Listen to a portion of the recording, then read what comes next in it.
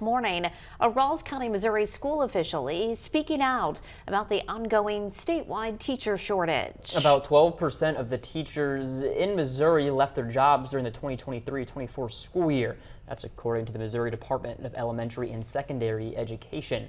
WGM's Jack Polesnik joins us now to explain more on why. Jack, good morning.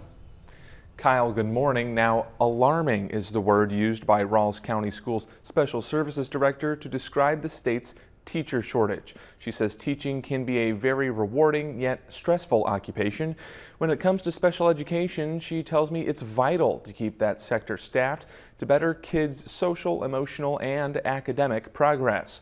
She also says the shortage could lead to vast changes in education and not necessarily an improvement. Teachers are leaving in waves, and that wave is not coming back in. And so it's scary to think that 10, 15 years down the road, who's going to be educating our children? She tells me she wouldn't be surprised if education became more virtual across the board if educator shortages continue. Britt says reform is needed to turn things around. Back to you.